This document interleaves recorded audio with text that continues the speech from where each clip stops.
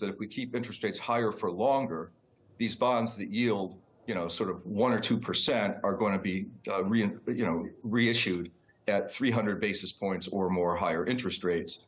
And on 17 trillion, that's another 500 billion dollars. So we have a massive problem that's coming, that we're staring down because of the low interest rates being in place for so many years, almost a decade, and now the Fed being higher for longer. And this is happening also to small businesses who used to pay 4%, and now they're paying 9 or even 12%, which is obviously another problem if we're higher for longer, because a lot of people can bridge a gap of temporary inflated interest expense, but not if we're going to be higher for longer. So my belief is that we're going to be in recession. If we're not already in recession, we'll probably be in a recession by the second quarter of 2024. Jeffrey, I can tell you you're not alone. Before you came on our screen, we just talked to AT&T CEO John Stankey, company with a lot of debt, but he voiced his concerns about the fiscal situation in this country. So when I hear you say in this room here in New York City, hears you say there might be a recession next year, what is your best advice to investors? Where do they go? Well, you should be up in quality. Right now, there's this strange level place to stand because I think in a Pavlovian sense, which you've already started to see happening over the past week, that when people are getting more inclined to believe that the economy is softening, they have a Pavlovian response born of 40 years of experience of falling interest rates on a secular basis that you just automatically want to buy bonds. You want to upgrade in credit quality, and that's working. I mean, bonds have done really well over the past week. Stocks have done well, too, because they needed bonds to do well, to kind of stop falling, which happened over the last few months. But I think what most investors are going to be surprised by is while interest rates will probably fall in an automatic reaction to weaker economic growth, I don't think they're going to stay low because of the supply problem. This fiscal problem is going to get much, much worse in a recession because, of course, there's going to be a strong response. It's going to be probably an inflationary response to this fiscal situation. And so weirdly, I think we're going to have higher interest rates in the aftermath of the recessionary response. So we may actually have lower interest rates in the first half of 2024, which I think is likely. It's already begun. But then, interestingly, we might have to pivot to the reality of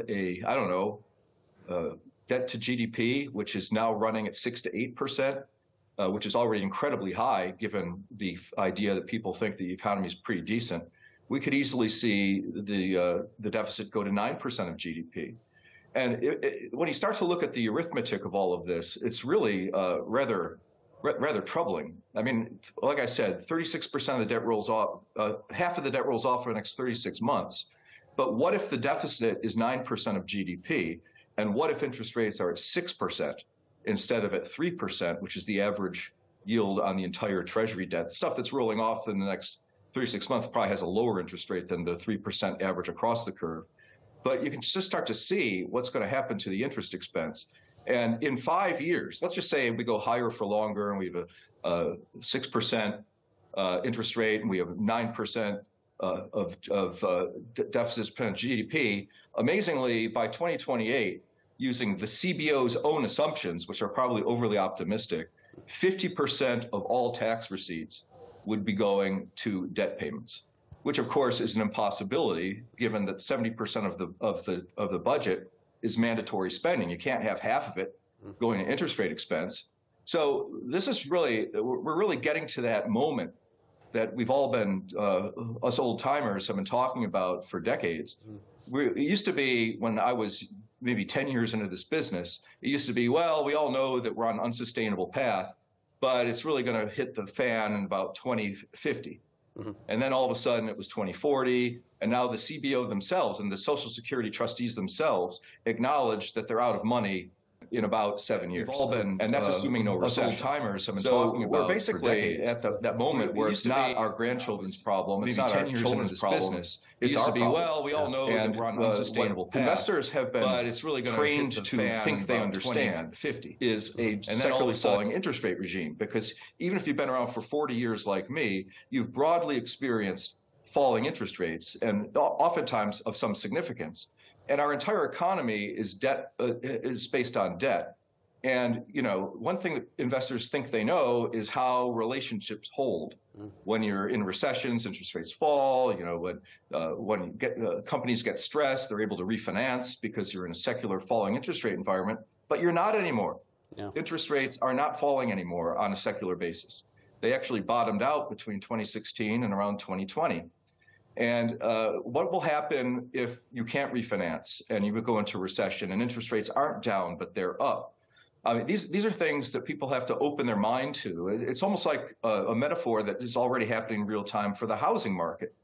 People thought that interest rates on mortgages going from roughly 3% to roughly 8% would be crippling for the housing market. Well, it's been crippling for existing home turnover because there's no supply, because nobody that has a mortgage at 3% wants to sell their house and take out a mortgage at 8%. Yeah. Right? So the housing market has held up remarkably in terms of its pricing due to no supply. So the interest rates have gone up, but the prices have stayed up. In fact, the Case-Shiller 10-City Index is actually at a new high. Yeah. So home affordability is at an all-time low and take out a mortgage. So all of our lives have been geared to low interest rates, and now that we start to understand that higher interest rates have a consequence, I think so. The interest rates have gone up, idea that we're going to avoid a recession, in fact, is really losing steam. Index is actually thanks to, in particular, so home affordability employment data that came out on Friday, which was definitely weak, but 34% of the jobs, there were only about 100,000 jobs officially created. 34% of them were government jobs. So there were hardly any private sector jobs. And there's another survey that doesn't get as much play, which is called the household survey, and it actually has been showing job losses. So there's this weird behavior in the labor data that I'm starting to get suspicious about. And that is that we get these jobs reports, and they tend to look fairly good until the most recent one. But strangely, there's revisions. Are you wondering how much it will cost you to start up a company in Dubai or anywhere in the UAE? Check out our cost calculator. It'll give you in the labor data that I'm starting to get suspicious about. And that is that we get these jobs reports, and they tend to look fairly good until the most recent one. But strangely, there's revisions. Are you wondering how much it will cost you to start a company in Dubai or anywhere in the UAE?